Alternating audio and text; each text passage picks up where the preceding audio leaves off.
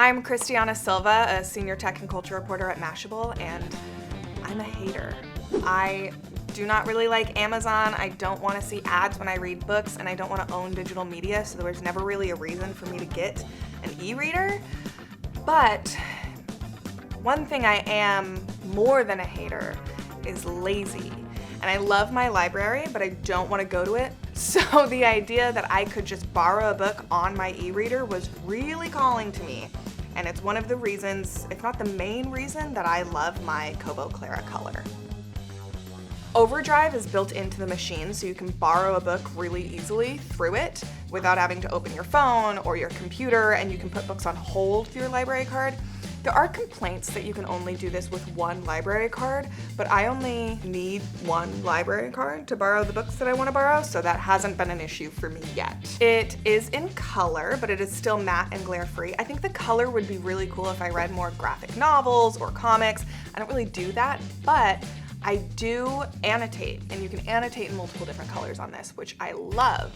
I also really love the size. It has a 6-inch display, which is really cool, and it fits in some of my pockets and almost all of my bags. That's really nice, and it's so much lighter than any book I own. It's also waterproof, which none of my physical books are yet.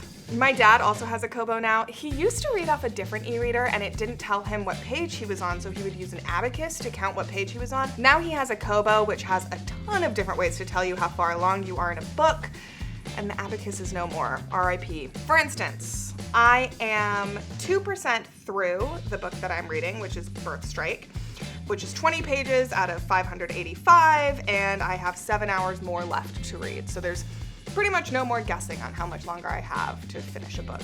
And I really like that, especially when a book club is coming up.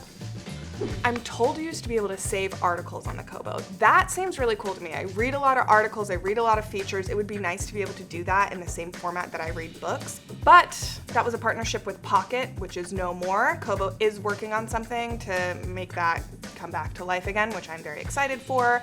That's my second RIP of this video. Pretty sad. There are complaints online that the battery life is only up to 2 weeks, but I'm not greedy, so that is plenty long for me. I can plug it in overnight. That's not a problem for me. But there are other e-readers. If you are planning on going on like a multi-week backpacking trip, you need to take your e-reader with you. You might be able to finesse an e-reader that has a longer battery life. For me personally, up to 2 weeks is plenty long for an e-reader. I'm not the only one who loves the Kobo. Mashable reviewer Samantha Mangino called it the best e-reader of 2025. 6 inches, 16 gigabytes, and $159.99. I love her. Let us know what you think in the comments if you agree with me or if you're a hater. Either way, we want to hear from you.